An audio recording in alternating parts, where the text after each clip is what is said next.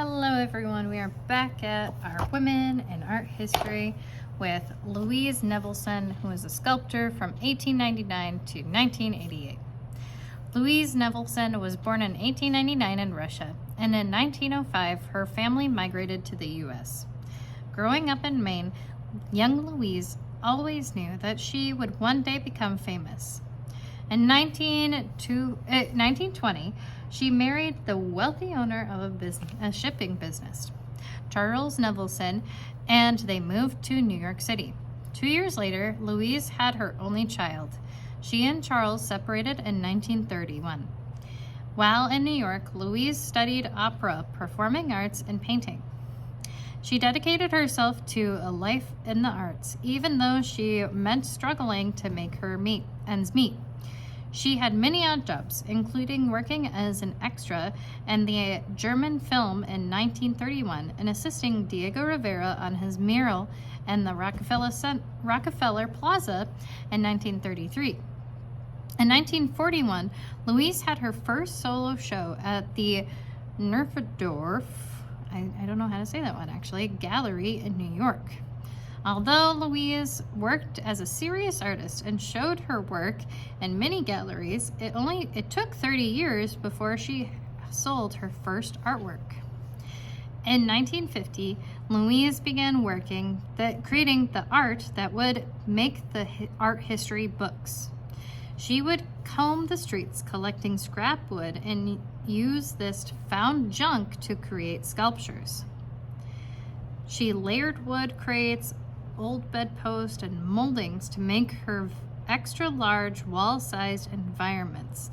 She would then paint them her favorite color, black. Louise loved the color black, explaining that it contained all color. It wasn't a negation of color, it was an acceptance, because black encompasses all colors. She would also sometimes create pieces in all white or in gold. In 1958, Louise exhibited her first wall piece, created Sky Cathedral.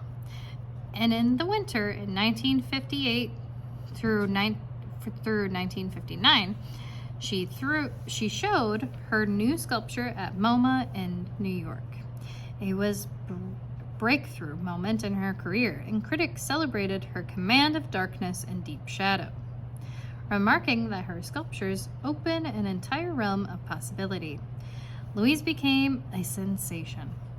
Louise in her 60s when she was finally able to support herself by just making art. After many shows in world-renowned museums, she had a major perspective at the Whitney Museum of American Art in New York in 1967. Louise continued to create work and to win awards up to her death in 1988. Her sculptures and wall hangings can be seen in public spaces and prestigious galleries all over the United States. Over here we have considered one of the most important American sculptors, was awarded the National Medal of Arts in 1985, considered the first artist to create large-scale sculptures entirely from found objects. Down here it says, I think cutting back on the arts doesn't only mean cutting back on the arts, it means cutting back on civilization. Her art was showcased in the 31st Venice Biennale.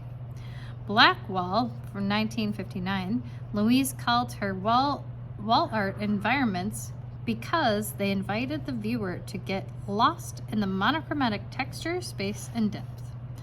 Dawn's Wedding Feast, 1959, was her first white environment. Her father owned a lumber yard, and Louise often played with the wood scraps as a child.